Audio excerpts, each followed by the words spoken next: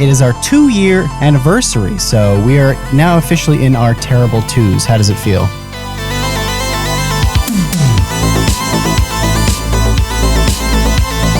But I feel like if you want to be the next whatever influencer, creator, why would you bother with YouTube? It seems like an impossible platform to break through on.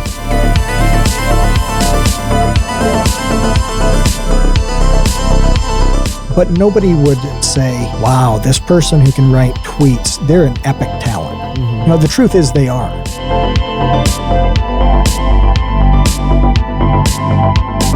It almost seems like YouTube is going to become the home of niches. Is Mr. Beast the last YouTuber?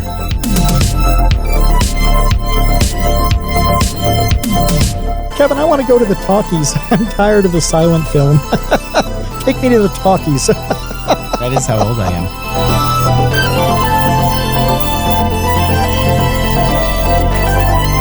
am. Chinchilla asks, Kevin, what is your persona?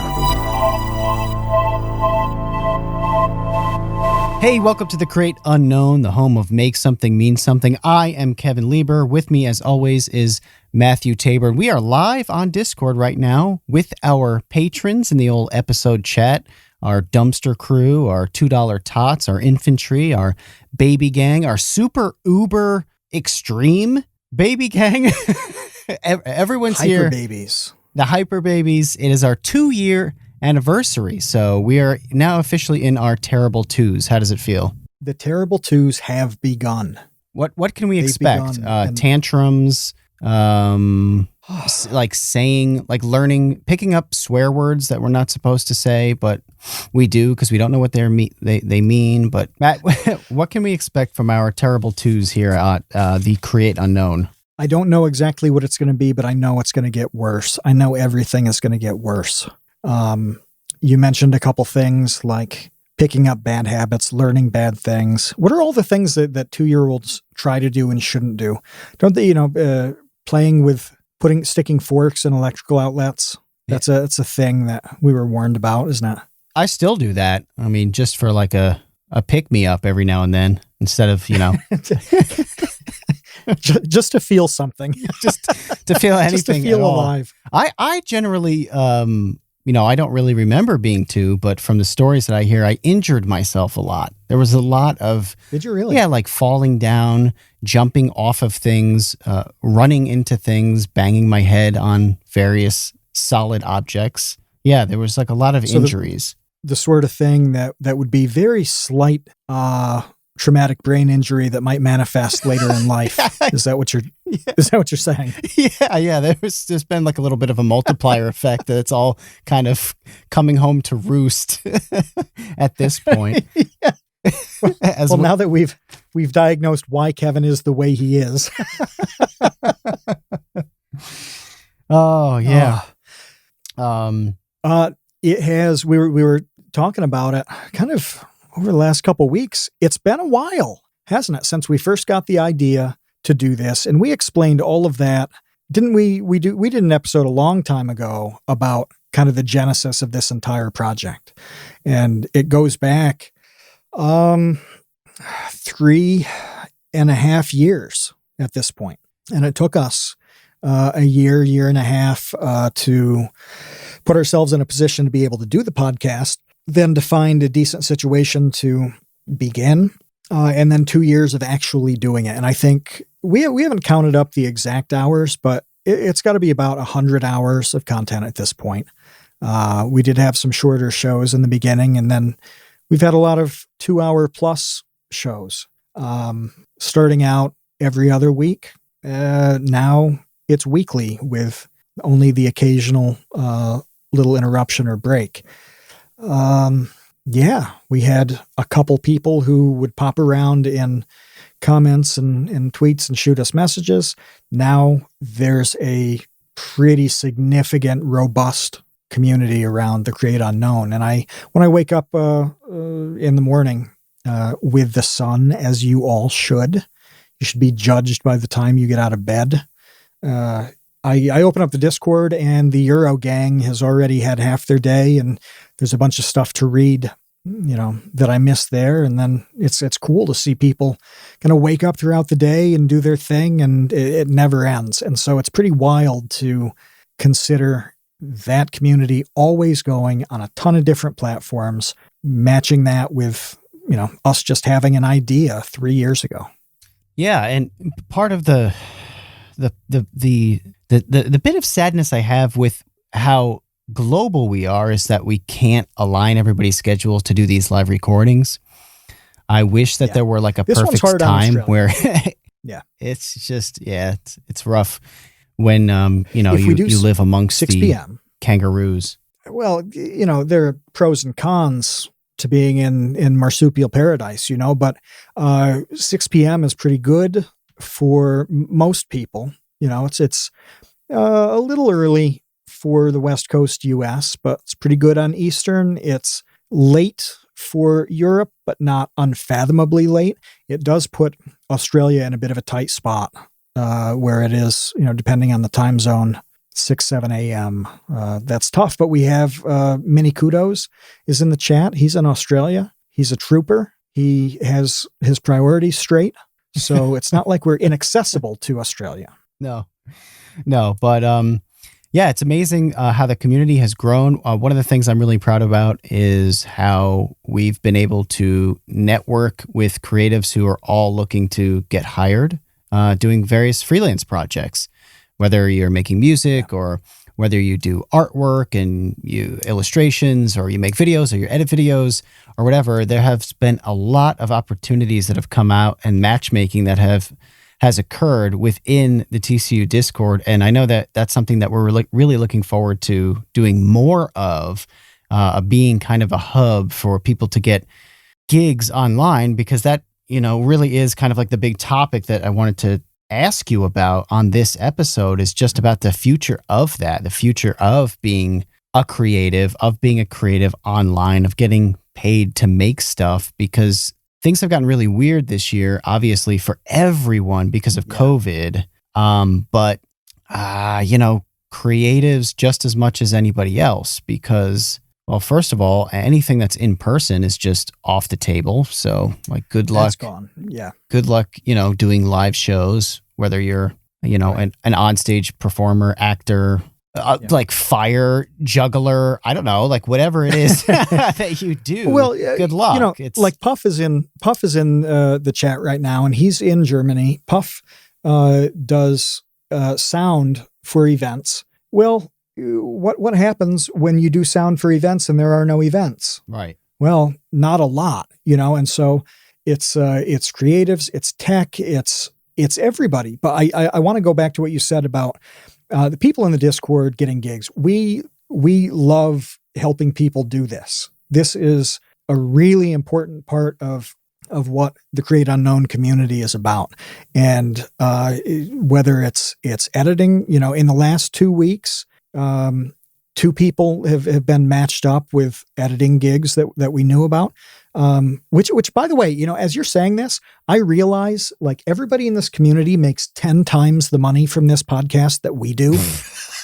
Why isn't anybody hooking us up with stuff like this? It's insane.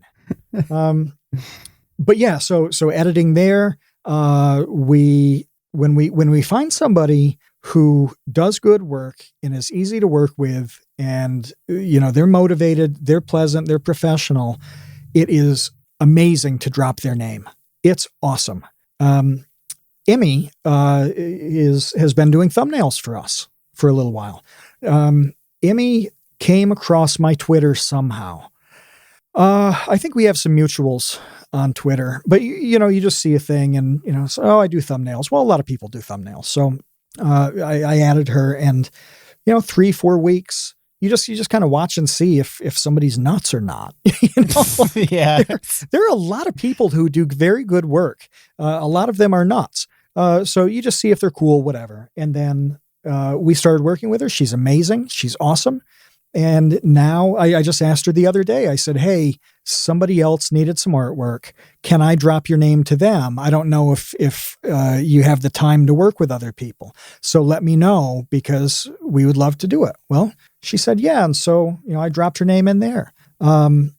there are a lot of people like that who we have been able to show, little gigs to, and sometimes explicitly recommend them. It's awesome to see what everybody's working on, and you develop a sense as you get to know everybody in the community, what they're doing, what they're looking for, what they need. It's very cool to see. I'm glad it's worked out for several different people. I love seeing like Mark in the infantry get a really good, nicely paying editing gig for video. He's very good. So, that's good to work out. Every time I see Speen, talk to somebody about music, I know that's going to go somewhere. It's a really long list at this point, and I'm pumped that the list is getting longer. Yeah, I like that step one of your hiring process is, are you nuts? And that's the initial level of screening has to start there. And once you clear that hurdle, then maybe we can start talking. But yeah, it just things are weird for everyone. I'm glad that we're able to connect people, because I think that's really more important now than ever. Because online is really getting flooded, I think, in a lot of ways, of people looking to do stuff specifically online because they can't in person. Like, for instance, bands doing live stream concerts. Like, was that really a thing, 2 years ago? No, not really. Sort of, maybe. But why would you bother, setting up that technology when you could just sell out an actual concert hall or bar or arena or whatever, depending on the scale of the act? But now it's a pretty regular thing. There are a lot of bands who are doing this because it's kind of like the only viable way for them to make money is you can sell tickets to this live stream show. I know Behemoth did it. We watched that in September. My wife and I watched that, and they sold like exclusive merchandise and like a laminate and stuff. We just got the stuff in the mail the other day, and that's cool. That's really cool. But how many times can you do that? You can't do a tour of that as opposed to doing a tour of the US or Europe or whatever, because you're hitting different cities and it's an in-person experience, and, people go out to eat and they get drunk and whatever. It's like an event.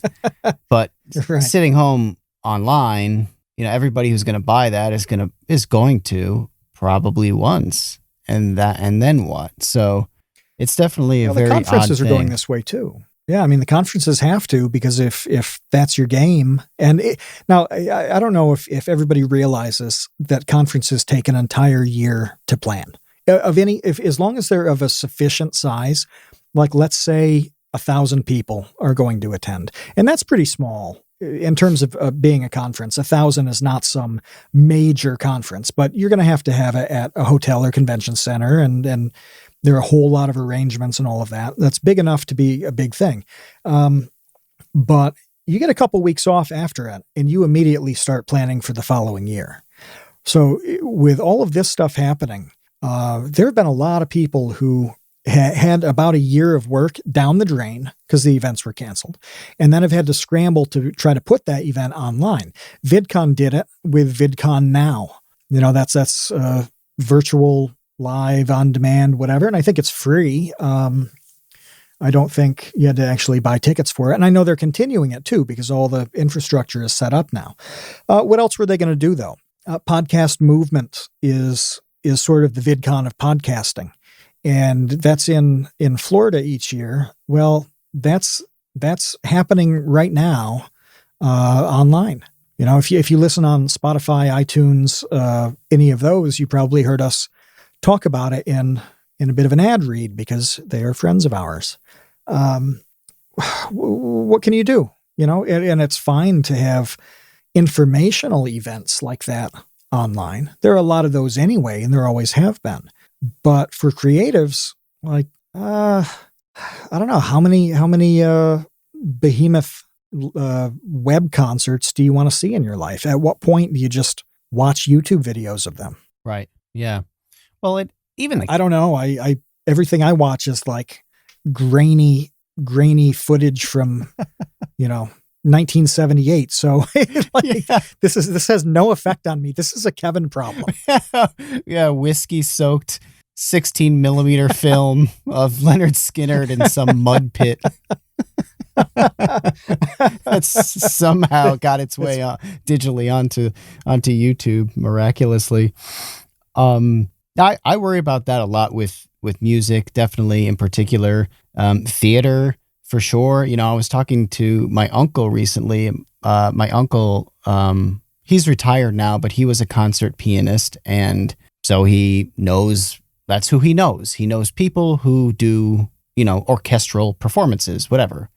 They're not doing those. So, you know, what are they doing all day? Are you going to watch? I mean, have you ever been to see an orchestra concert, like an orchestral concert? Yeah. It's crazy. Like, it's beautiful and it's really loud and it's amazing. And there's a million instruments and it's this very incredible experience. Doing that online is not the same. That's not the same thing. Listening to it through your computer speakers. Yeah, that whole thing, from the atmosphere to the acoustics themselves, there's no replicating it, you know. And I always wondered, sorry if I'm about to offend anybody here, but I thought, you know, when there are 4th of July fireworks on TV, who in God's name is watching this? I can't imagine anything stupider than watching fireworks on television. Like, everything that makes fireworks cool is the fact that it's in person. Yeah. You know, there's just no appeal to me on television. And it's kind of the same with the orchestra bit. It's not like you lose all of it, but the parts that are absolutely amazing about the experience are just really nullified through that medium. And I'm not huge on watching live things online. And so when as I loaded this up, I saw, I'm going to have to look this up. Somebody is playing like a Fortnite concert. This was just announced. Let me see. Jay Belvin, almost 9 million Twitter followers. I don't know who that is, but Fortnite game taps Jay Belvin for latest in-game concert in honor of Halloween. Okay. Yeah. I feel boomer on the Fortnite concerts. I don't get that. I've seen those before where people are playing concerts in Fortnite, and that's way out of my loop. I don't know what that means. I don't know how you play a concert in a game, but it must be more natural for other people, you know. I mean, there was a concert like back in the World of Warcraft, like the second expansion. I remember them doing a live concert in game with a kind of a meme band that got popular doing Warcraft songs. You know, it was a goofy event. It was a one-off thing. It was like Level 70 Tauren Chieftain or something was the name of the band. I Am Murloc is the song, Ben says. Kudos says band composed of the developers. Yeah, it was kind of a memey event that rose organically out of that community. You know, it wasn't just them just throwing the thing in. But now I guess Fortnite has concerts. Do you pay for these? Does anybody know? Can anybody just watch it, or like, do you have to get some kind of ticket? Do you know this, Kevin? No. I think Travis Scott was famously one of the first ones to do this. And, your fireworks thing reminded me, that's totally a meme of people who rip on other people for recording fireworks on their cell phones. I find that weird too. I see that every 4th of July, people making fun of other people. When are you going to watch that? Yeah, well, that is the memes. Like, when are you going to watch fireworks later on your phone? Just watch them with your eyeballs now, you know, in the moment. Yeah, James says recording concerts on your phone too. Right. I mean, I'm trying to think like what I've recorded on my phone that I can tell you about on this podcast. No, but really, like, going back and watching a video of something, like, I don't know, like 5% of the things I've ever recorded. And like those 5% are like my cat doing something dumb. I know what it was. Like I'll play music, like music from the 50s or 60s, old country or gospel or something like that, and then videotape my cat's reaction to the song. There's always like a bored, odd annoyed look, kind of like when Ricky Berwick does things with his cat on Twitter. The cat's always like kind of pissed off at Ricky, but understands that this is just what its life is. Yeah. This cat is weirdly trained too. I don't know Shady. if you've noticed that. Shady's amazing. That cat will do what he says in like almost a dog-like way. It's very amazing. It's awesome. But I don't have an answer for what people do, moving forward that have to have stuff done in person. So that's just kind of like an open question as far as I'm concerned. What's sort of less of an open question to me is kind of like what's going on right now with YouTube and TikTok and this odd place that I think that we're in that maybe we're not recognizing, which is I'm wondering if YouTube is getting boomer is the beginning of my question, I guess. Is YouTube getting boomer? And as a result of TikTok kind of being this thing that kids do now instead of YouTube because it's so much quicker and it's so much easier for any TikTok person to get noticed. It's so impossible now to get noticed on YouTube. But I feel like if you're a kid and you want to be the next whatever influencer creator, why would you bother with YouTube? It seems like an impossible platform to break through on compared to TikTok, where you can do almost any kind of stupid thing, roll the dice with it, and have a decent shot of thousands of people seeing that. Yes. Thousands, tens of thousands easily. And if it blows up, bam, it's 1 million with no problem. I mean, what you get from that 1 million is nothing. It's zero. Yeah.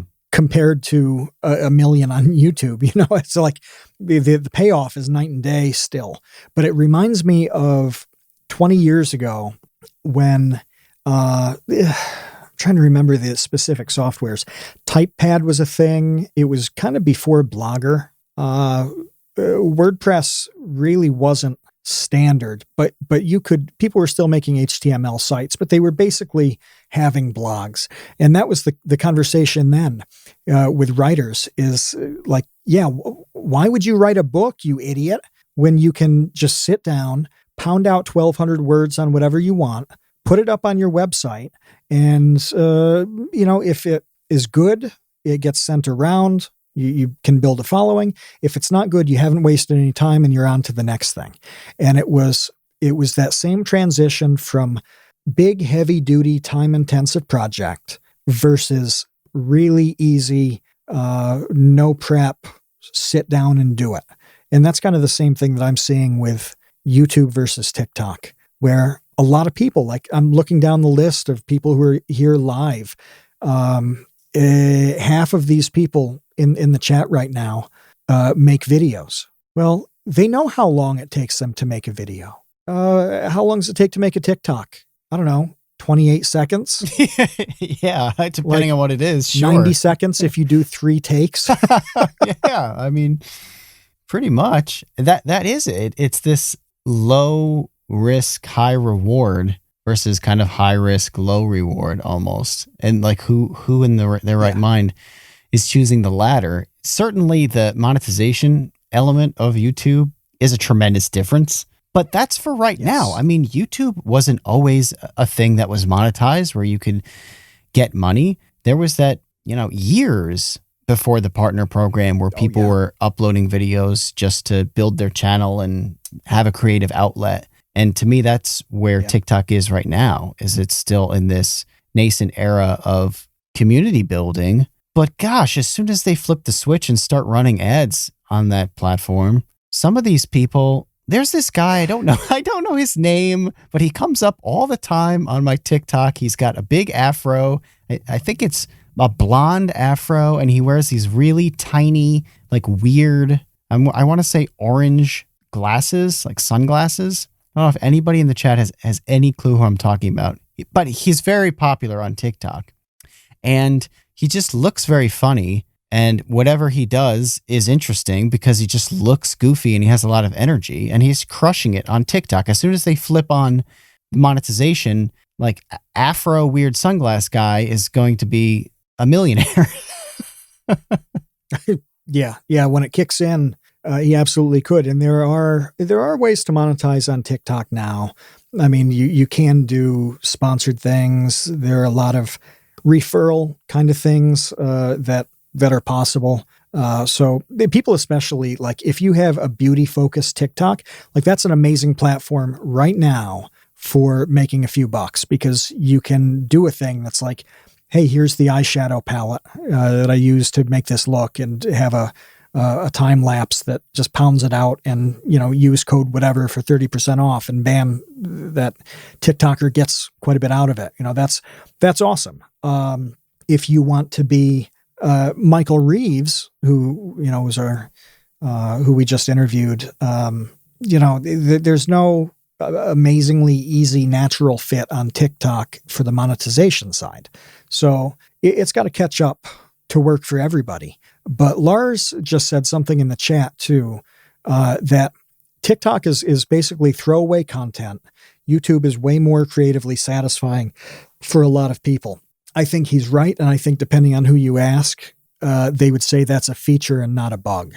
With what you and I, Kevin, have talked about, the fact that TikTok is good for throwaway content, there's a lot of good Vsauce 2 stuff that has to get thrown away because it doesn't fit YouTube. Well, now there's a place for it. It's perfect. You can do goofy 20-second things on a platform that you couldn't do on YouTube. That's actually a feature rather than being a liability. You probably don't feel the same sense of accomplishment when you publish a TikTok as you do a 15-minute well-researched video, but it's good in its own way, isn't it?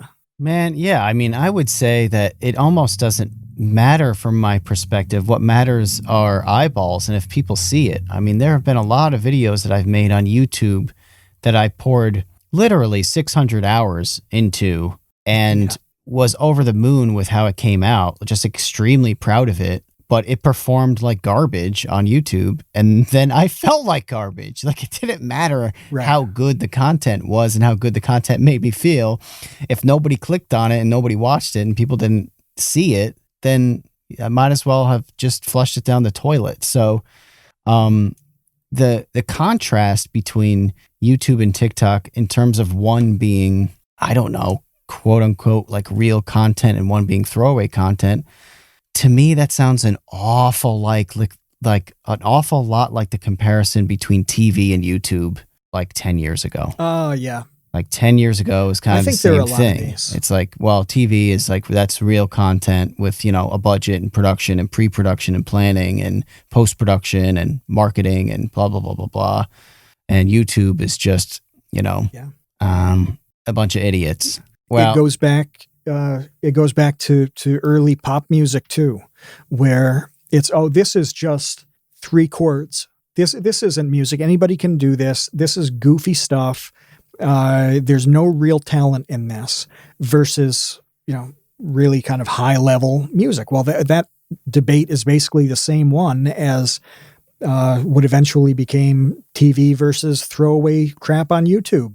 Then YouTube versus throwaway crap on TikTok. It's with Twitter as well. Like, there's very little respect for massive Twitter accounts, even though, God, there's just genius. There's comedic genius, especially on Twitter.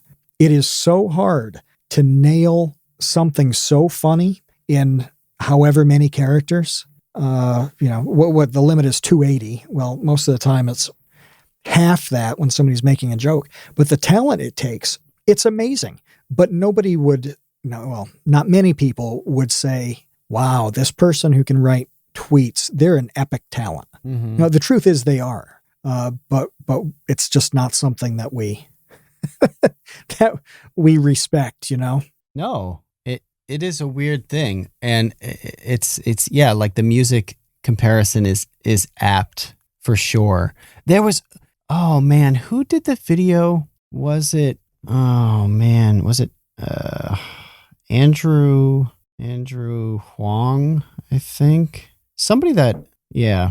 He did this video where he showed that like 20 of the last most popular pop songs, like top 40 hits, are one note, are like literally 90% one note repeated over and over and over again. And then like occasionally it hits like a second note and goes back to that one note. Like the dumbing down of pop music has gotten to so dumbed down and so distilled that it literally is just one note. And you and I and plenty of people can it's in the chat right now. If anybody's Conrad's got it. Conrad's got it in the chat. Why pop music is obsessed with this one note. That's what the video is called. So if you're not in the chat and you're listening to the podcast, you can Google why pop music is obsessed with this one note, and you'll see this video. And it is a remarkable video. It absolutely blew my mind. But it goes to show you that things can get more and more basic. But if they're popular, people make careers off of this. Like, it's this weird question of, would you rather be Dave Brubeck or Cardi B? I don't know. Today? The fact that three of us right now know who Dave Brubeck is. Is Monahan in? Oh, no. Oh, Monahan's not in right now. He was my only hope of somebody. Oh, Puff's into jazz and all that, so he knows Dave Brubeck. But yeah, the average listener to The Create Unknown probably doesn't have a whole lot of Dave Brubeck experience. No, you're right though, and it's I don't know. People talk about it all the time about having not respecting the simple stuff. Well, the simple stuff is incredibly hard to pull off. It is very hard. It's a reason why there aren't a whole lot of Elvises. There aren't a whole lot of people who make good careers out of very simple pop. Yeah. I mean, if there's one note, it's not as easy to play that one note as it seems. And on the theme of this episode, what we're talking about, I think these are the things that people really need to start exploring in their minds and getting comfortable with things like, maybe I should be on TikTok. Maybe this thing that I've looked down on or I don't take seriously because it's not as creatively challenging as a full-length thing on YouTube. Things are changing pretty fast here. And 2020 is weird in terms of how people are consuming media. There was a time when lockdowns and all that stuff started, podcast numbers dipped by like 30%. Yeah. They just across the board, didn't really matter who you were. They dipped for us as well. And it was as simple as things like commutes aren't happening. Well, all that car time is gone. So all that podcast time is gone. Yeah. Well, that slowly recovered as people adjusted. But everything is kind of weird. The money is flowing around in a way that's very different than it was a year ago. Mm-hmm. We don't have a sense of what's going to happen 3 to 6 months out now in the way that we did last year or the year before. Yeah.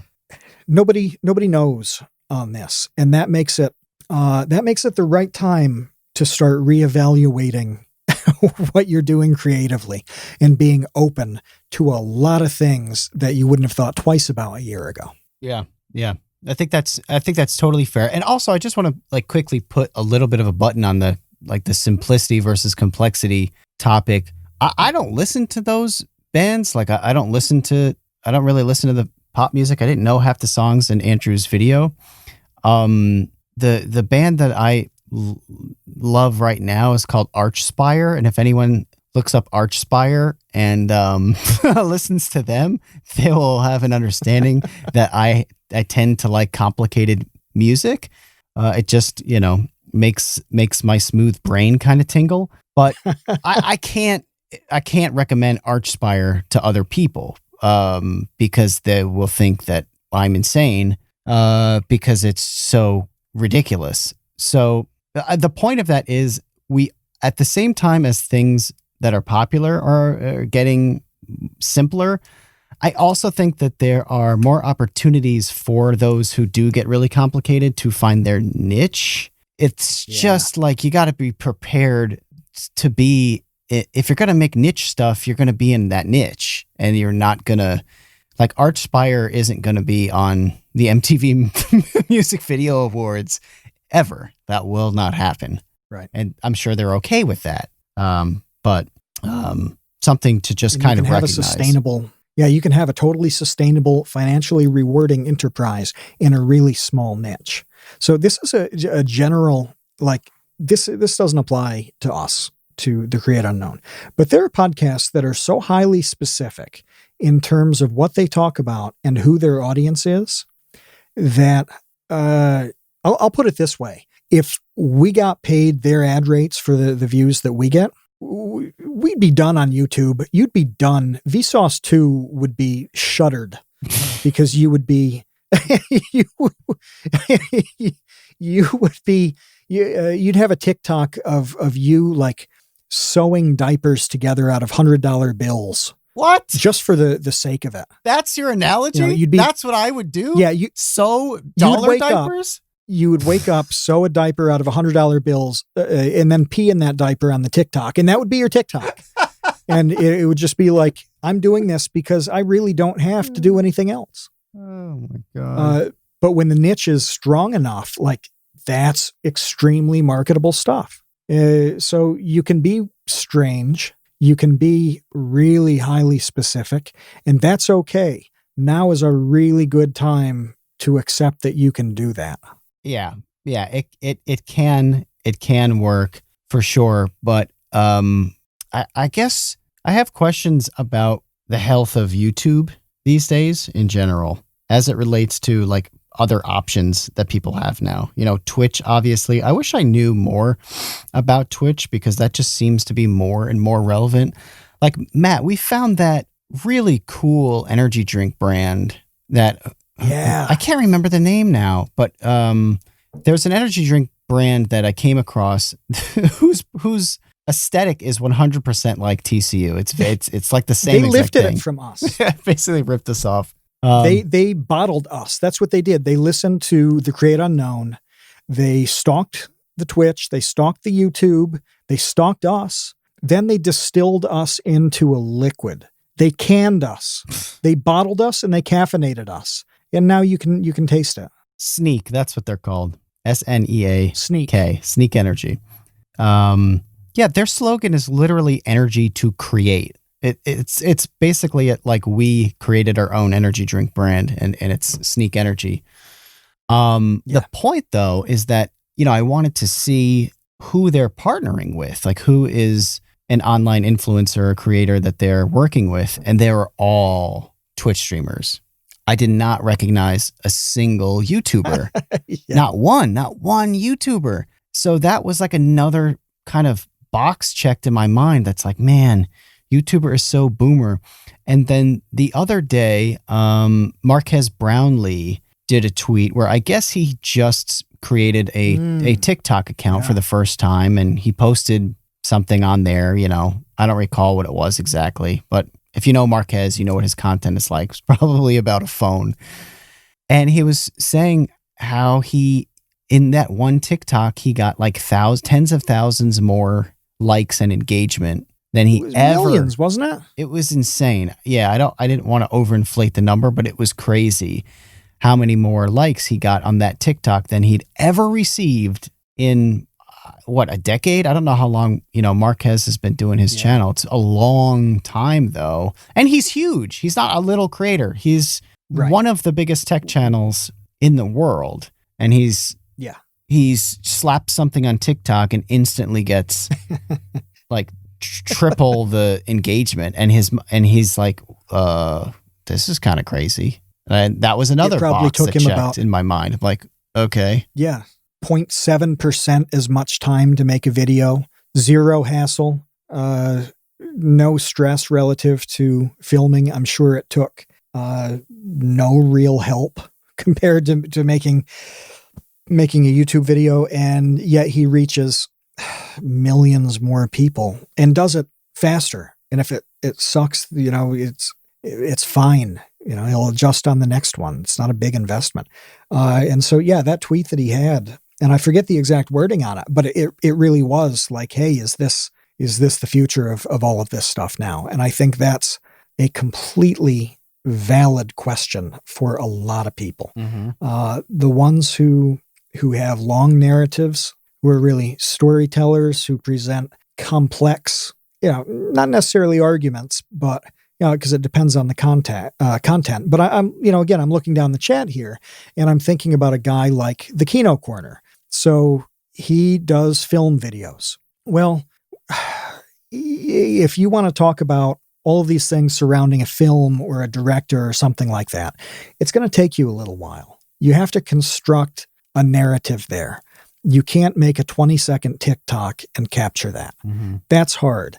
Mini Kudos, he puts equally complex kind of narratives together in his videos. Now, they're funny. It's humorous. And you can take 20-second, 30-second bits of humor out and have those standalone be useful. So it's a little easier for him. But he's not going to be able to have this 15-minute, 20-minute thing about Belle Delphine and have it mean the same thing on a TikTok. So everybody is going to have to make adjustments, and it's going to be easier for some than others. And I do like pointing to you on this because I think that you've made the adjustment extremely well. Other people in the education space on YouTube have really successful, good TikToks, like William Osmond. We've talked about him 100 times with this. It's a really entertaining feed. He's awesome. It's not quite the same as his channel, though. He's being himself, and it's more personality based and instead of content based on his TikTok, and that's incredible. But you have transitioned content in a way that fits TikTok, and I think that's what people need to start thinking about here is how can I can port my personality over to any platform. Like it's always been that way, whether it's Twitter, Facebook, Instagram, Snapchat, whatever. Like you got to put your personality on a new thing in a new way. Fine. But transitioning your content over is hard. And that's the question now is if things are getting shorter, quicker, on demand, how do I adjust my content to make that platform work? I don't know if TikTok is going to take over. I don't know what's after TikTok. I have no idea.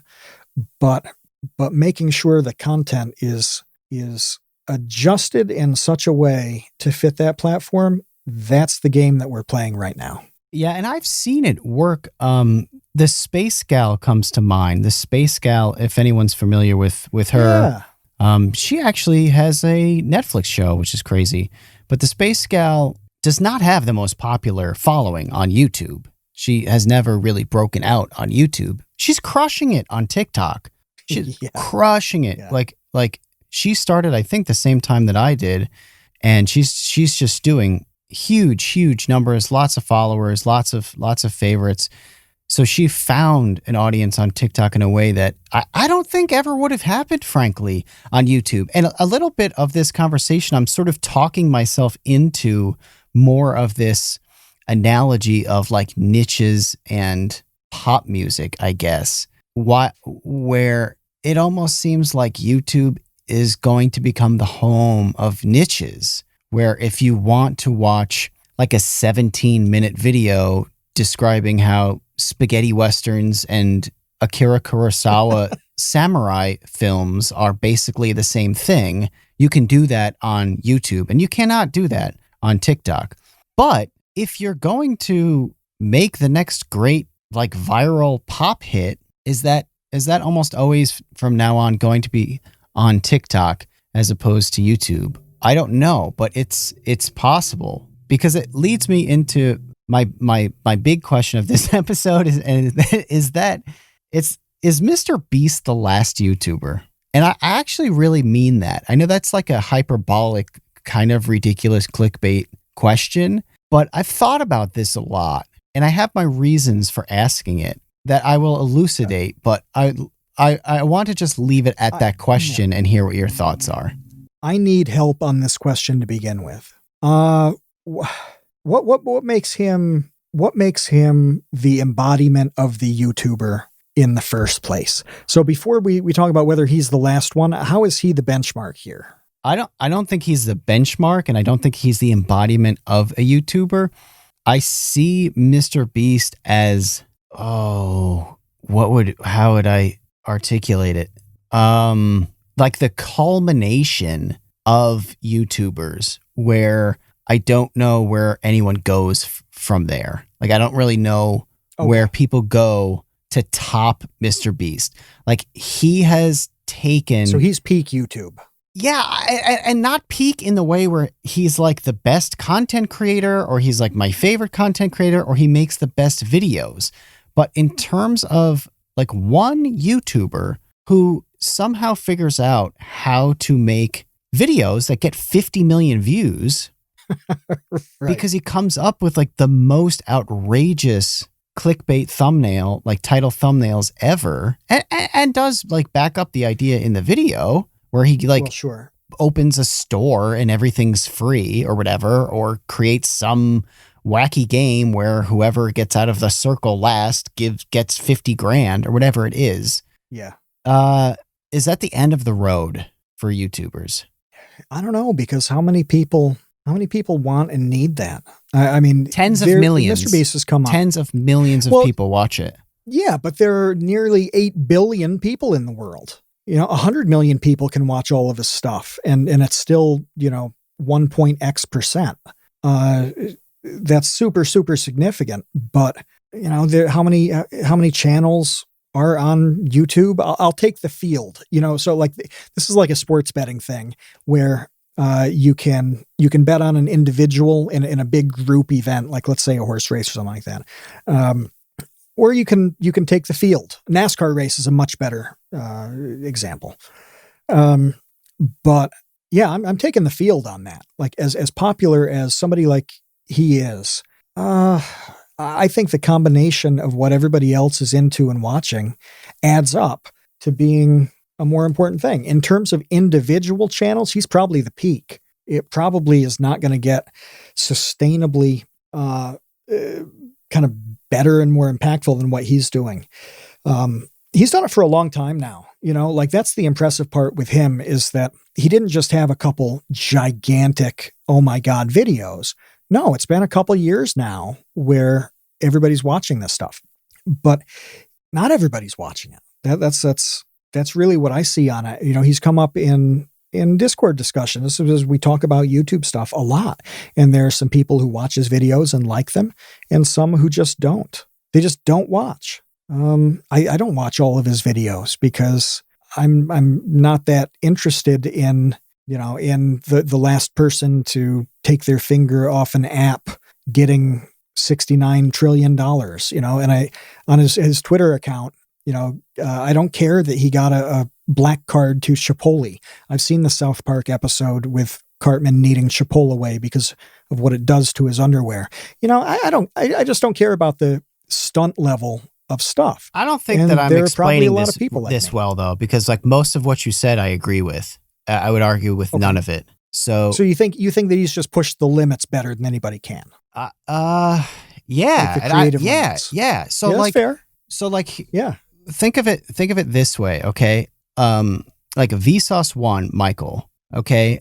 In terms of Never like, heard of him. Okay, you might know who I'm talking about. No one has topped him on the education side, or even come close in as far as being a YouTuber who like makes educational stuff. It's Michael. Yeah. He's the gold standard still. And that's because I feel like things like everything kind of have their moment, and like people, there's like one person who really kind of get to wear the king's crown of that moment, and then no one else gets. There's not another king's crown after that. Like if we go back to jazz, right? Like who's the king of jazz? Like Miles Davis? I don't know. Who's like the person? Yeah, I mean there are a couple names, but they're the same 5 or 6 names depending on the instrument, And it's over. That is over. Jazz is over. There will never be more jazz, I don't think. That's not happening again. Like that scene is done. It had its time. The king is Miles Davis or whoever you want to say. And it's not happening again. Same thing with almost any form of entertainment, like the silent film era. It's like, okay, it's Charlie Chaplin, and Charlie Chaplin is it. Or are you going to argue that Buster Keaton was better? I don't care. No, it's Charlie. I'm just imagining you now, like imagining you now talking to your wife, just being like, oh, save up your nickels, darling. We're gonna go to the picture show. The Nickelodeon, yeah. We're gonna go to the Nickelodeon. I had a class. I had several classes in an old Nickelodeon theater, by the way. Those were the days 20 years ago. But yeah, I mean, I want to go to the talkies. I'm tired of the silent film. Take me to the talkies. That is how old I am.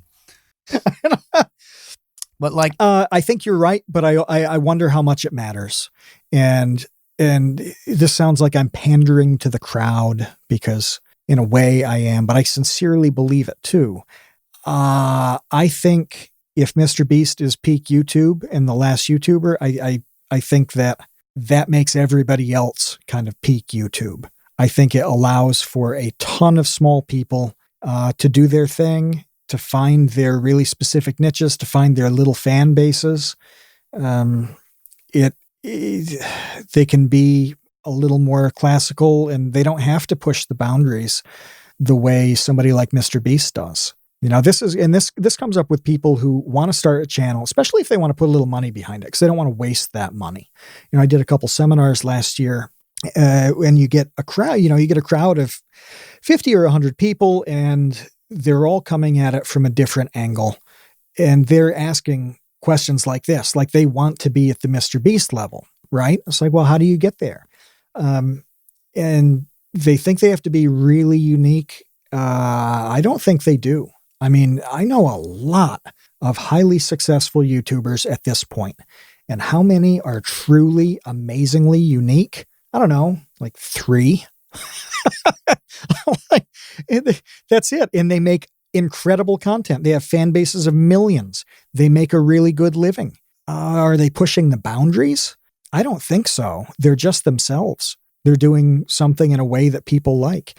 And I look at somebody like Mr. Beast, who I think you're right, it's going to be a long time before somebody maxes out a medium the way that he has maxed out the medium of YouTube. But I think it's the perfect opportunity to be yourself and make good stuff.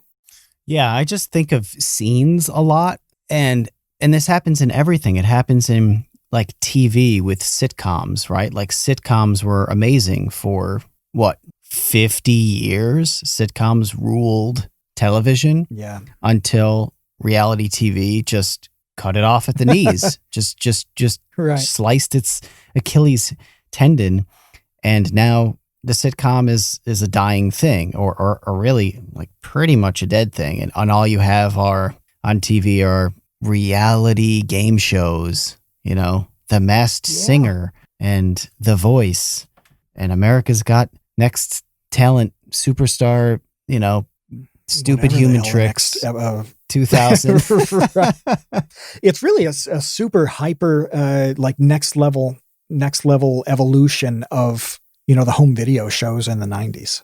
When you look at the evolution on that stuff, people wanted to see things like Star Search and whatever in the 80s. And well, you know, right now it's not actually a lot different than TV in like 1988.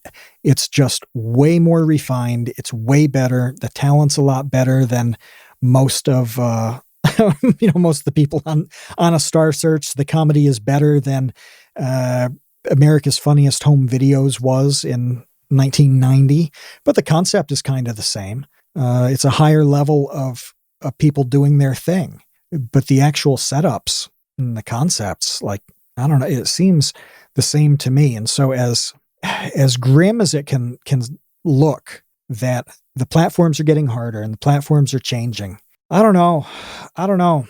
It seems like you just do your thing, present yourself, open up, tweak to fit the platform, but it's a good time to be yourself. Yeah. I also just think it's a good time to try new things and enter kind of uncharted waters. What are you going to try? What's your uncharted?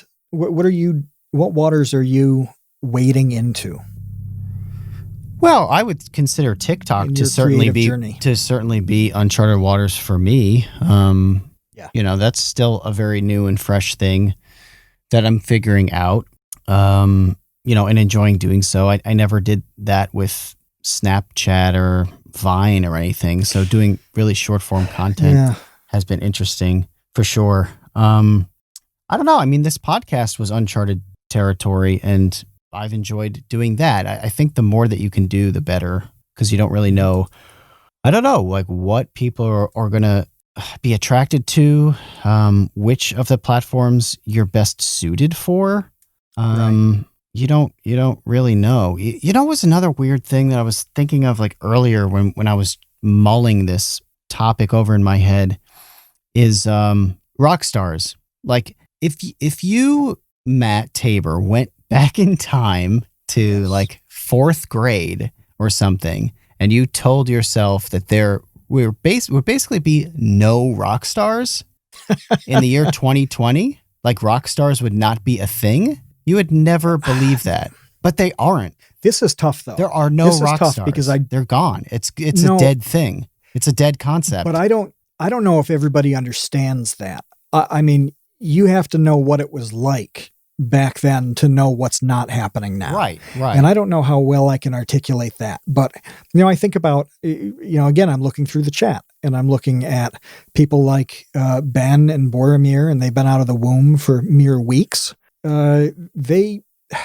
did not experience, and I'm trying to think of a highly specific example, but they didn't experience like the build up to one significant person's album release, and then you bought that CD or that tape and you listened to it for a long time because you couldn't buy another one, and the only other hope was to listen to other things was radio or MTV, where you had zero control over what you were about to listen to.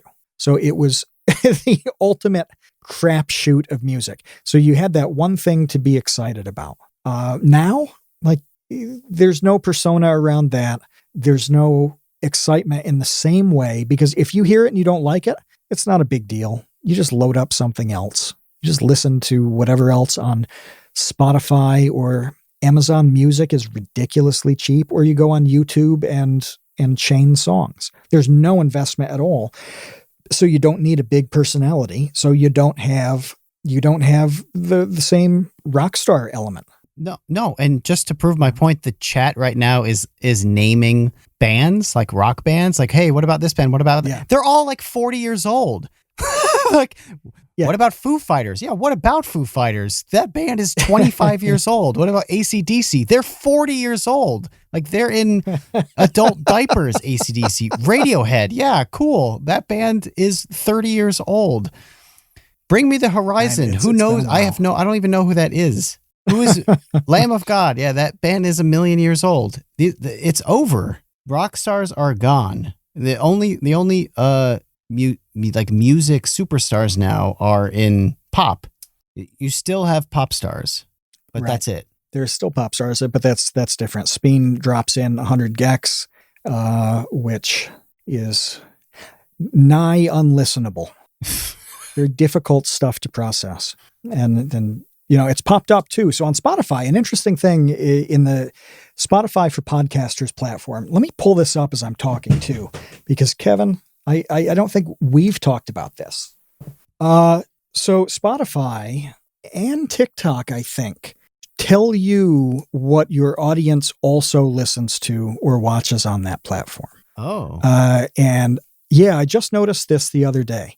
Okay, so artists that our Spotify listeners are listening to on that platform, it displays 5. If you had to guess, you just guess a few people. Oh my gosh. The Beatles.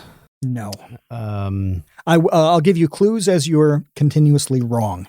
So the Beatles, I'll say that none of these 5 are nearly as old or classic as the Beatles. Okay. 5 Finger Death Punch. No, it's not a bad guess. One of them is Joji. Okay, that makes sense. That makes a lot of sense. That was one I looked at the list and I'm like, all right, yeah, that's a natural one. Then Kanye, which I think he's so broadly popular that it would show up on a lot of people's artists list, in the podcaster platform. But then it's Eminem, Tyler, the Creator, and Gorillaz. Okay. Those are the top 5 artists that the Create Unknown community, who listens on Spotify, also listens to on that platform. And the demos, they're, a lot of 18 to 30 types. That's the bulk of it. Yeah. Those all make a lot of sense. None of that is obscure. That's all pretty popular stuff. I guess Joji is obscure, but not within our circle, certainly. So right. He much higher awareness with people who listen to this podcast. And I guess Eminem is still popular enough. I did not know that. I wouldn't have guessed they'd make the top 5 here, but there he is. And that's an international sampling too. And I think that's part of it, is that, there's in some of the non-US countries, so like the big 5 on all this media stuff, if you don't have a channel or a Spotify account where you're putting things out, the top 5 are going to be the US, the United Kingdom, Canada, Germany, and Australia. That's the bulk of YouTube traffic, English speaking Spotify stuff. We got Craig back.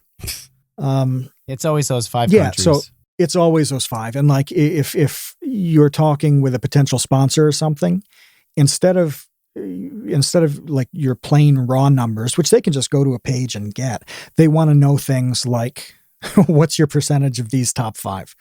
But then it drops. But in a lot of those non-top 5 countries, the things that people listen to and some of the patterns, they do listen to some things that have been out of the very top for a couple years. Eminem has stronger staying power there, is what I'm trying to get at. Yeah. That makes a lot of sense. Somebody in the chat did mention all pretty creative artists too. Yes. Which is fitting. Gorillaz are very creative. Tyler, the Creator, that's in his name. Kanye is... Do you pronounce the comma? Do you say Tyler, comma, the Creator? Or is it implied? I think it's a silent comma, actually. I think that somebody needs to start saying the comma, and I'd like to be the one to start that. Okay. If you're going to include the punctuation, then, we might as well recognize it properly and do it right. Yeah, and Kanye obviously tips the scales, I think, on the creative side. Presidential candidate Kanye West is quite relevant. Future now, president, so I'm not surprised. West. Yes. Do we have questions to take from the chat? I think we've just kind of been talking to them the whole time. We've been talking to them throughout the episode, which it's ranged from, it's been all over the place. They were trying to find you on WikiFeet. They're trying to find pictures of your feet as we talked. Jeff is asking what RPGs I'm playing. So I just finished Valkyrie Profile for PS1. And so last week, this week, I started Valkyrie Profile 2 for PS2 because I figured I might as well, while the story's fresh in my mind, play the sequel, which is actually a prequel, but I'm really, really, really liking it a lot. It's very different than any other RPG I've played before. I like the battle system. So yes, that is what I'm playing right now. And I will also say that November is going to be a very insane month to be a gamer. Between the new systems are coming out, the new consoles are coming out, Cyberpunk 2077 is coming out. There's just kind of a lot happening there in the gamer world. It's going to be difficult to figure out what to play, but yeah, the chat is excited about Cyberpunk. I'm very excited about that. I love The Witcher 3, and they've only been working on Cyberpunk for like 9 years, so it better be good. But yeah, that's where I'm at with my gamer life, Jeff. Can I tell you about my PS4 life? I've been doing things with the PS4. I would love to hear about your gamer life, Matt. So I put the PS4 in the bedroom because I tend to work quite late. And when I'm done working, I go to bed and fall asleep. And so, if the PS4 is not right there, I'm not going to use it that much. So I moved it up. Now I use it constantly. Let me tell you what I've done for the last few weeks. I love the PS4 to watch Masterpiece Theater. I knew this was going to be dumb as soon as you started saying it was going to be so weird, and it was. It lived up to the hype in my own brain.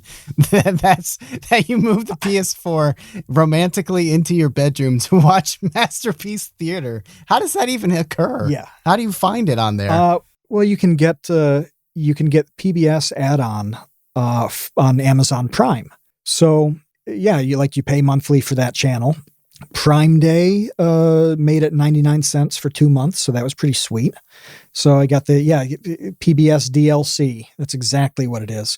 And lately I've been watching Mr. Selfridge with Jeremy Pivens, which is loosely based on the real Harry Gordon Selfridge, the department store magnate in early 1900s London, and the exploits of him building his department stores through the teens and 20s especially. It did run for 4 seasons of 10 episodes each, so a good 40 hours of Mr. Selfridge content. It's sort of like a Downton Abbey that's a little less deep. But that's what the PS4 is delivering for me right now, and I'm quite happy with it. Okay. But please back up for a second, because I actually don't really know what Masterpiece Theater is. I know it as like an aesthetic, and that it's very formal, and it's very regal, and it's very pomp and circumstance. But in terms of what the actual content is, even you describing that is confusing to me. So what is Masterpiece Theater exactly? Honestly, it's really repurposing British TV. The best way to describe it is that it replays British television on American PBS. Okay. Yeah, that's pretty much what it is at this point. And so it used to be a little bit more of a thing around, this is Masterpiece Theater, and they would show like an Agatha Christie movie, a movie about one of her books, something like that.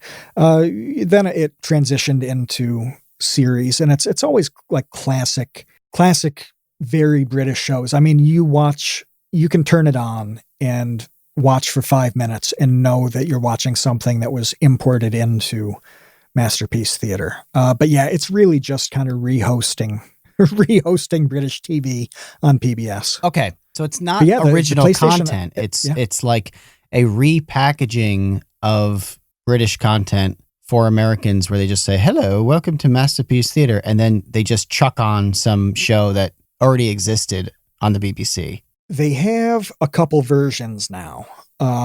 They went from Masterpiece Theater to being branded as Masterpiece, and then broke it into 2 or 3 different verticals, where it was like Masterpiece Classic or something. And that was very much like it used to be. And I think they have Masterpiece Contemporary as well, which is newer shows.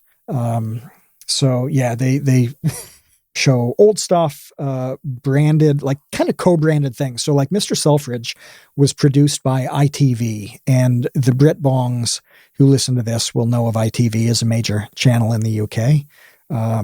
We were actually talking to them at one point about a project a long time ago that never came to pass. But they're a major player in documentary stuff, in all sorts of TV shows. And so in the UK, that show will be on the ITV channel, but it gets ported over and kind of condensed onto PBS by way of Masterpiece. So you get to watch shows from multiple networks that kind of arrive at the same point of Masterpiece. But this is the power of the PS4. This is what they don't tell you. They don't, you ding dongs and weenies talk about your video games, your role-playing games, your Witchers and your Pokemans. Yeah, I love but playing. You have this entire world at your fingertips. Pokemon. I always play Pokemon on my PS4. Can I tell you what I thought Masterpiece Theater was? And I didn't realize it until I just put this together in my head just now. I thought Masterpiece Theater was like the Twilight Zone for aristocrats, where it was like an anthology show for like pompous, snooty like uppity kinds of yuppies. It was like, instead of like horror sci-fi like Twilight Zone, it was like these very, very formal aristocratic shows about the high life. It's not about that the high far life, of your snifters and having your sweater tied around your neck. I think the best way I would describe it is that they do a lot of things like series and adaptations of things like Jane Austen novels. Well, if you want to watch that kind of thing, you're really not going to be able to see it anywhere else. For good reason. You're just not going to, so that's the kind of content that's on there. But they have, more dramatic stuff. Like there's a reason that Downton Abbey was so popular and Mr. Selfridge was quite good. Although I do have quibbles with how they deviated from reality. They sure played fast and loose with the facts of that man's life. Look, man, I bet you could write a wicked handwritten letter with like, your quill and your ink pot by your oil candlelight that you literally have. That would just be scathing.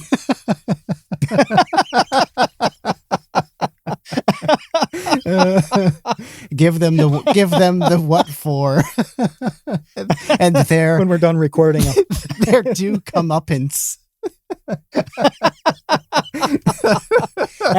After this, I will retire to the drawing room and begin scheming. Yeah. What is a drawing room? What is that? Well, I'll say that, I don't know if when you've been here, if I've used the term, but the room I'm in now, I refer to as the parlor. Okay.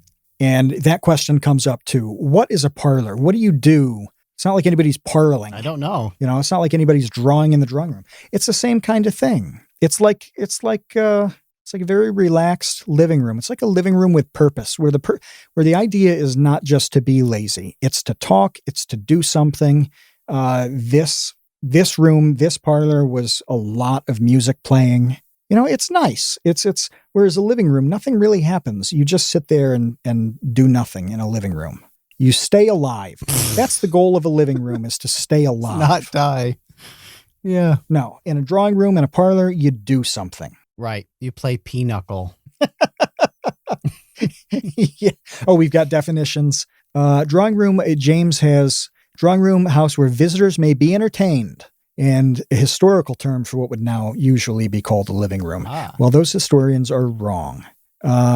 Women would withdraw to a different room called the withdrawing room. Oh. And the word drawing room is a crude change of the original withdrawing room. I like that.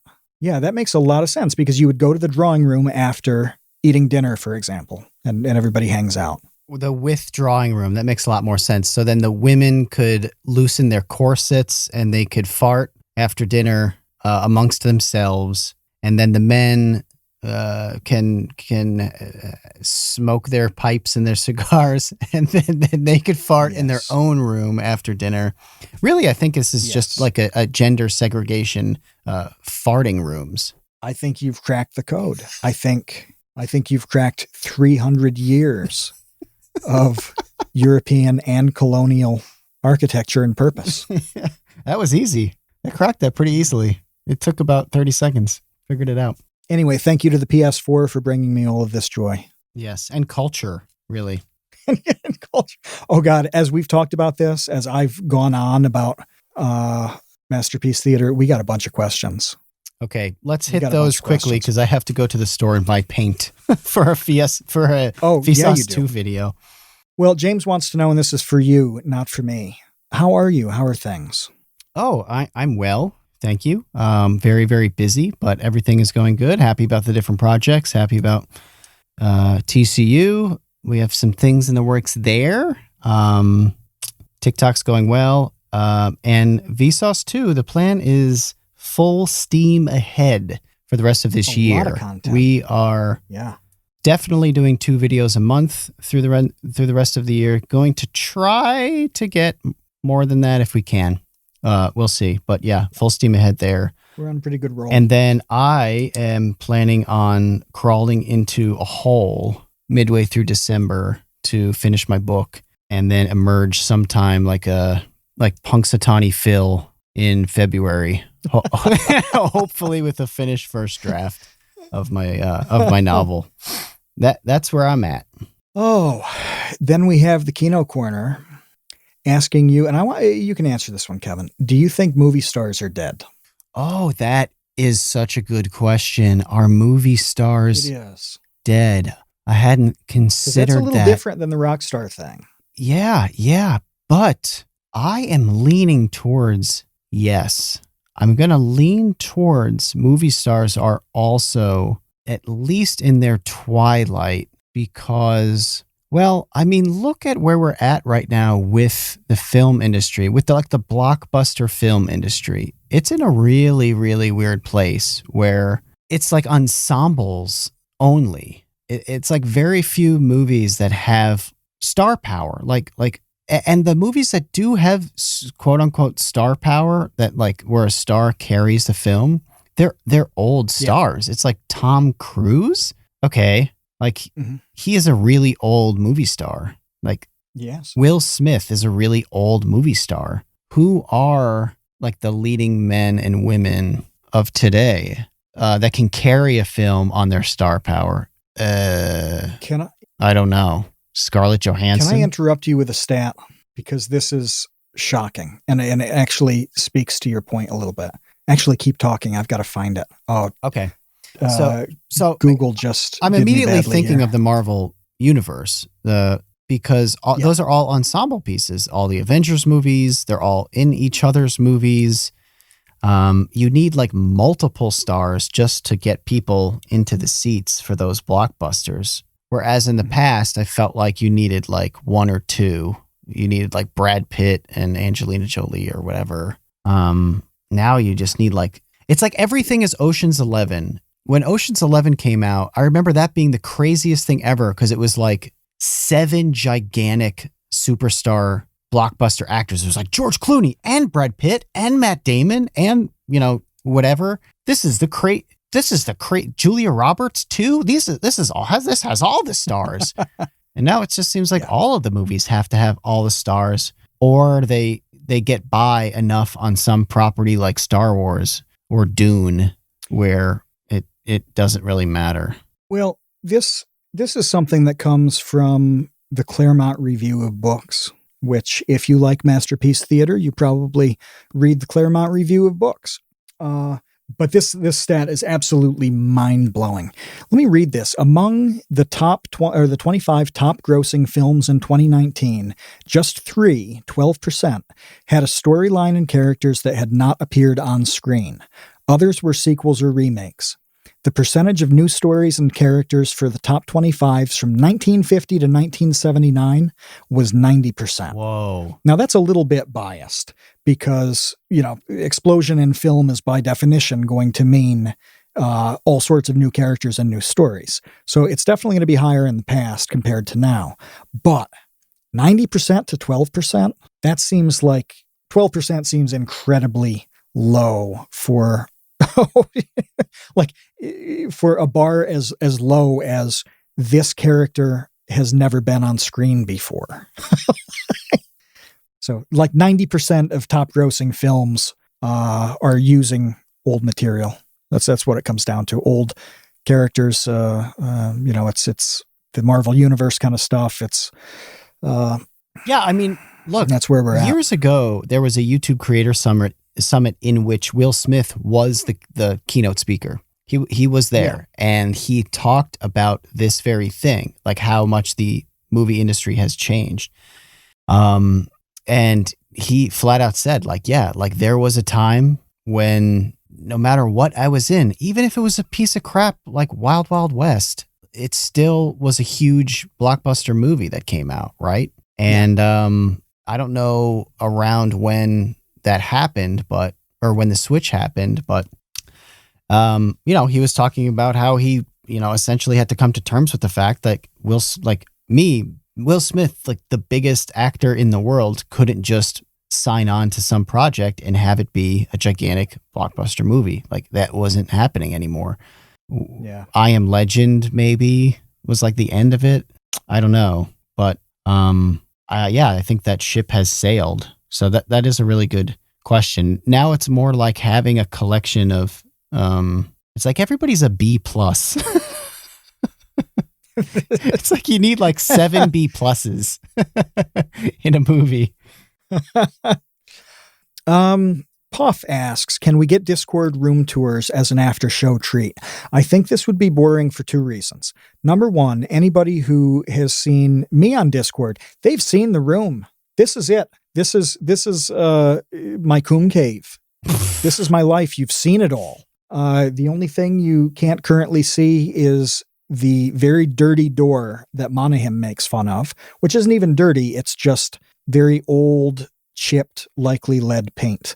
And Kevin, the studio, like between Vsauce 2 videos and the Create Unknown, they've seen it all, haven't they? It's the same room. Yeah. The Vsauce 2 table's right there. It's all in the same room. I have an answer to Rise Bread's question. I hope you do too, Kevin. You first. What's your favorite flavor of bread? Oh, well, we made bread recently. My wife and I posted it on Twitter. We made sourdough bread, which took forever. It was extremely good, but it was a 15-hour process to make 1 loaf of bread that we ate in like 24 hours. So it's incredible how much work has to go into making a loaf of bread. It's like Leonard Reed's eyed pencil almost. It's like I loaf.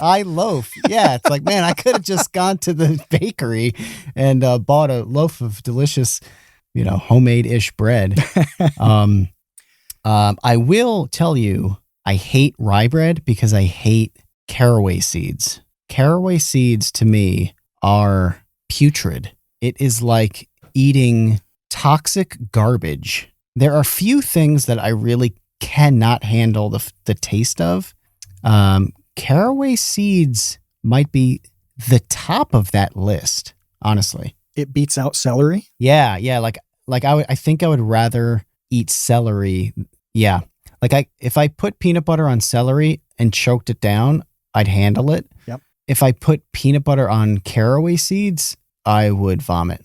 My answer is rye and all ryes. I love Jewish rye. I love marble rye. I would do unnatural things for freshly baked rye. I love it. I love it so much that I almost never buy it because I will eat that entire loaf in like an afternoon. Oh, that's bad. I love it. I love this slightly bitter taste of it. I like it oiled. I like it buttered. I like it greasy. I like it seasoned. I like it dry when it's been left out so long. It's basically a crouton that shouldn't have happened. Rye is amazing in every possible way. That shouldn't have happened. And the unholy crouton. I love the concept because I have this as well. I love the concept of food that you won't buy because you like too much. Because I have a lot. Yeah. I have a lot of food that's like that. Quite honestly, there are a lot of things that I will not buy because I'll eat it. I'll eat like Doritos. I will eat an entire bag of Doritos in probably 2 sittings, and it's just pain after that. Like that's too much Doritos to digest. Yeah. It's horrible pain. It's so unhealthy. So I don't buy them. Do you have other things that are in that category? A lot. Yeah. Most all cheese. I actually haven't purchased cheese. I don't know if I've had it in 2020. I stopped buying cheese because I just eat way too much. Slices or bricks or what? Any of it? Bricks. Bricks of it? Bricks. Yeah. I don't get the slice stuff. But I just consume too much. And there's no point in having one slice of cheese or one little thing of cheese. Especially if I have pepperoni too. Pepperoni and cheese is, it's an unfathomably good combination. A staple of my childhood was pepperoni and cheese on crackers, and I could eat pounds of each in one sitting, and that's just not a good thing for anybody. No. That's expensive too. It's one thing if whatever you're going to eat is cheap as hell and you can, it's like, ooh, I love, Crip loves Arizona iced tea. Do you remember he's got that giant Arizona iced tea graphic in the back of his room? Yeah. Who could forget? Yeah. Like, okay, great. You love a thing that's like 99 cents for 32 ounces. That's good. When something is, $10 a pound, like you can't sit there and slam it.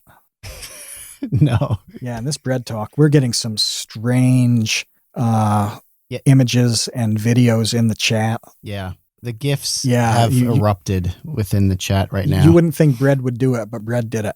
Chinchilla asks, Kevin, what is your fursona? Oh, probably some monkey creature. I always loved monkeys. When I was a kid, I used to beg my mom to get us a monkey. Obviously, that didn't happen. Does the size matter? Like, did you like the really little ones? Yeah, like the Curious George. I had the Curious George books when I was little. That was pretty small. That's an actual monkey, not an ape. Yeah, that's cool. So, yeah, probably some kind of monkey with a flannel shirt and a heavy metal hat. That's cool. I like that. Some sort of grunge metal monkey. That's probably my fursona. Risebread has another. How long before we see corporate TikToks? Why spend thousands on commercials when you can upload a TikTok for free? Oh, because TikTok's algorithm is so good. This was part of the big fight that TikTok had with the government, with the United States government over selling, is because their algorithm is so good. They did not want anybody knowing anything about it. Yeah. Their algorithm is insane.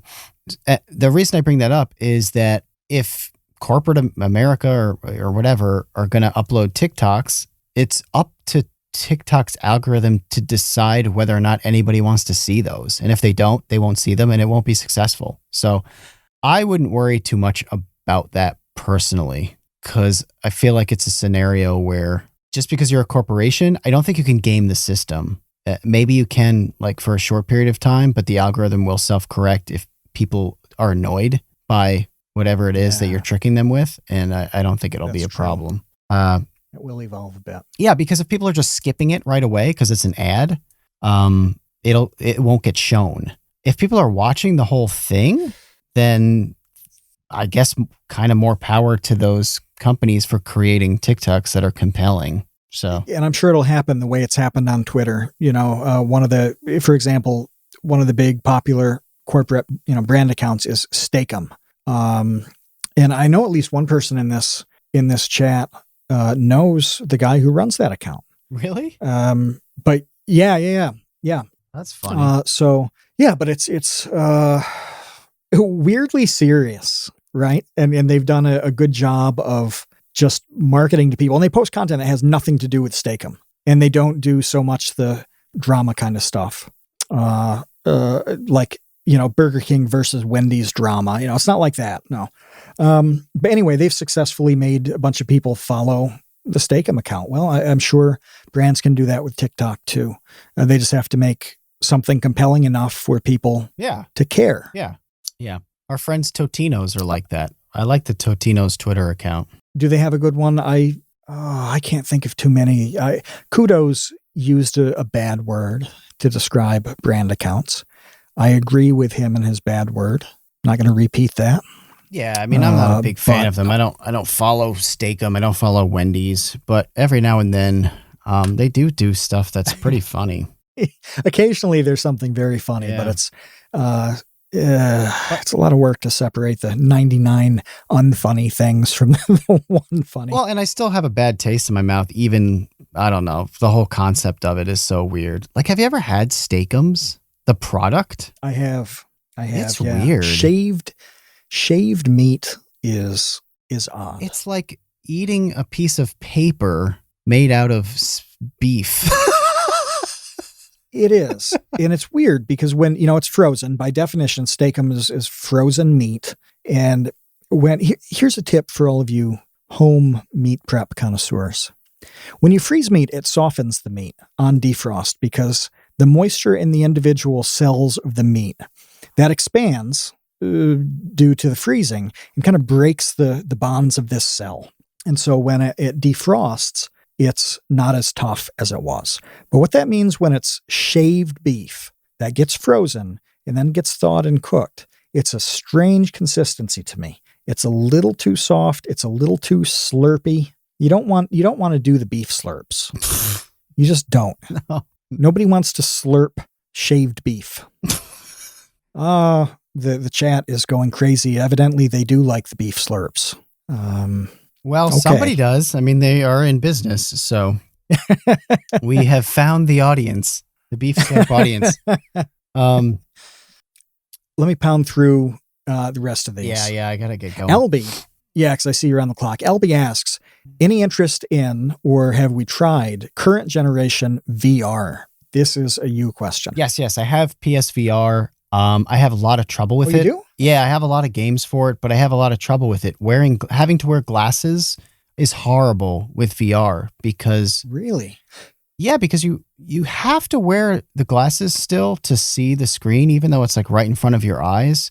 Okay, but it's super uncomfortable to have the headset like squashing your glasses face. So I don't know. I either need to get LASIK or or they need to develop some kind of VR headset that's actually functional with glasses. Because you could do contacts though, couldn't you? Like in theory for VR? Yes, you're right. In theory, I don't have contacts. I could get them, but yeah, right now it's just too inconvenient for me to do VR, but I think it's amazing. It's just really a pain. It's unfortunately it's a pain. It's a pain to set up. It's a pain to calibrate. And it's a pain to wear the headset with glasses. So it's awesome, but it's just not easy to just not convenient. Now I'm going to hit Conrad 500 now.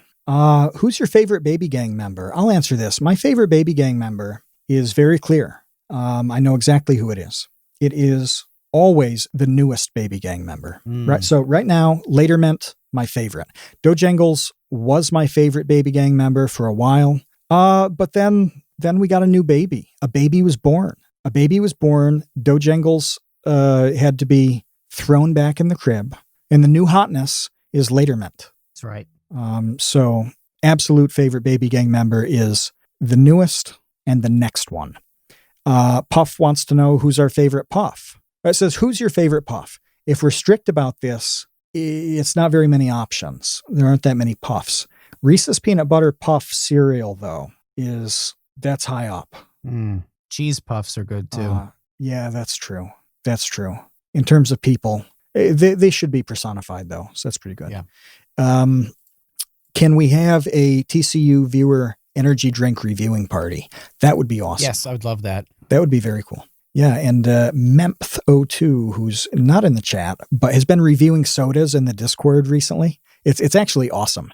And I've known a couple of the sodas, like Boylan's Birch Beer, and the reviews are really accurate. It's kind of like a Review Bra, Report of the Week style deep dive on very specific sodas. I love that. Okay. We should do that with energy drinks. Yeah, it's good. Let me see. What is your favorite kind of liquor and mixed drink? This is from the Speeny Baby. I am not a mixed drink guy, really. As far as liquor, it's definitely whiskey. I really don't like a lot of liquor. Just not like a big liquor guy. I don't like gin at all. Gin might be my number 2 under caraway seeds for like disgusting flavor. What is it, like juniper berries or something? I don't know what is in gin. Yeah. But it is revolting to my palate. But I think it's like a genetic thing. It's like people say about cilantro. Some people say it tastes like soap. I love cilantro. It's just like the way that my taste buds work. I like cilantro, hate caraway seeds, and hate gin. But yeah, I'm a big fan of bourbon, I guess, more so than Scotch. My favorite is Scotch is good. My favorite, actually, the best Scotch that I actually had with James from the Baby Gang when we were out on the town in Australia. We got some very nice, very peaty stuff, and it was excellent. I usually don't go for that. But no, as far as a mixed drink go, I like about 19 parts vodka to 1 part Gatorade. The flavor doesn't matter. Ugh. That's what I like. Kudos has a very good question. What is the closest both of you have come to the sweet release of death? Ugh. I have an answer. Do you need a minute to think of one? Yeah, I don't think I have an answer. What is yours? So you were talking about, I think you were talking about electrocution at the beginning of this before we started recording. I've been electrocuted a few times, but one of them was I was crawling under an electric fence and binoculars around my back caught on that fence. And the wave comes through an electric fence and shocks every few seconds.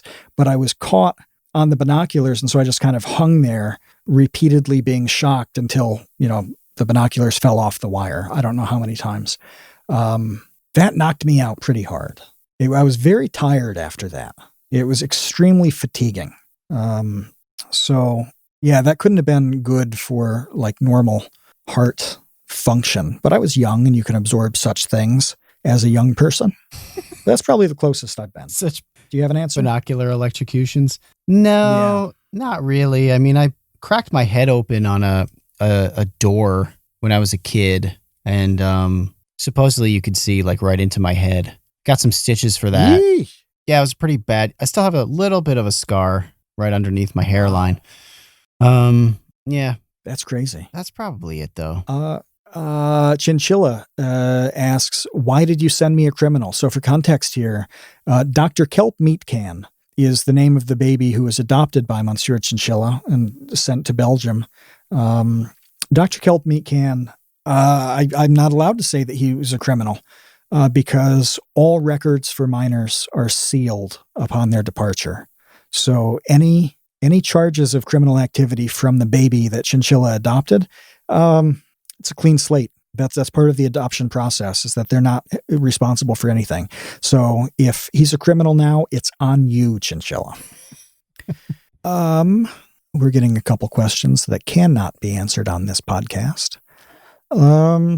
Lars from the first podcast, which is horrible. It's a bad podcast, and the only way that you can know for sure is to subscribe on all platforms, listen for at least a year or two, and then you'll know how terrible it is, especially with Doplex, enemy of the Create Unknown, co-hosting now. It's only gotten worse. Lars asks, could people potentially be able to look forward to a live stream featuring the Create Unknown and maybe another podcast next week on Friday? That's a possibility. That would depend on the timing. I hope it isn't the first podcast, because that would devalue the Create Unknown brand quite a lot. Yeah, it would be horrible. But if that does happen, we will announce it in the Discord. We'll pop it in the links here, and yeah, that'll be the end of our dignity. Let me just hit Trev's real quick, and then I have to go because I have to buy props for Vsauce too. Okay. Trev's Dead is asking, who do you think is the best unknown creator? I will tell you, this person is not like really unknown, but might be unknown to this community. Food for Dogs. Food, the number 4, and then dogs. Now, this is an older woman who lives in New Zealand, who plays role-playing games like obsessively. She has played every single game, every single Japanese role-playing game you can imagine. And she's just absolutely adorable and lovely, and her channel is awesome. It's called Food for Dogs because it was originally supposed to be a dog food company. She was starting a dog food company, and that fell through because it was too hard. More or less, like, starting any business is really hard. So the Food for Dogs dog food company did not pan out. But what she does now instead is just makes videos about her favorite games, her favorite role-playing games, mostly, I think they're almost all Japanese that she plays. But highly recommend her. Her videos are just so wholesome, and her collection is insane. She's such a positive person, and I'm a big fan of Food for Dogs. That's my answer. That's cool. So I have too many to list. There are so many people who we know, who a lot of people in the chat are mutual friends with, who have very small audiences, relatively small audiences, talking people with 1,000 subs, 2,000 subs, a couple hundred subs. They make really good stuff. And so my answer to that is, like, I see 1 or 2 new people a day who I think, how are they not huge? Friends like Cordwit is a good example, who's growing at a good pace now. He's got to be about 5,000 subs. People are starting to recognize him. Cordwit's extremely entertaining. That's a great example. We do get the people who are a few videos in. I mentioned Dojangles, who used to be a baby favorite and is not at all anybody's favorite in the baby gang anymore. But she's made a few videos. It's very good. There are going to be a lot of others that are good. There are just so many people like the 2 of them that it could be its own podcast to name them all. So it's a constant cycle. And I just hope that the people who are relatively unknown keep going. That's all I care about, is that they keep doing stuff so that they get known. Yes. Keep creating, keep trying new things, new platforms. Join the Discord. If you're not in our Discord, join the Discord, because it's full of creators of all different levels, of all different skill sets that you can collaborate with, that you can hire, that can hire you. And encourage and bounce ideas off of, because that's another thing we didn't even get into, is how important it is just to have somebody to bounce your ideas off of. If you don't have somebody like that in your life, maybe you can find one on the Create Unknown Discord. But I have to buy props for Vsauce 2 for the new video that needs to happen. It's part of my life as a creator. But this was great. I really enjoyed just hanging out and doing an episode like this, just the 2 of us, but it's not the 2 of us. It's everyone in the Discord. It's not anymore. All of our patrons. Yeah. TCU has become a Wednesday night staple. If you don't recognize that yet, I hope that you do soon. Wednesday nights are TCU nights, TC, me, and you. To join us, you have to become a patron, though. And that's a really great idea, because then you're supporting the show and you get to be part of the show. So go to patreon.com/thecreateunknown and join at whatever tier feels right for you. We have $2 tots. We have the dumpster crew. We have the infantry. We have the baby gang. We have the super uber ultra extreme creator tier baby gang with laser beams shooting out of their eyes like a Michael Reeves type of baby. Yeah.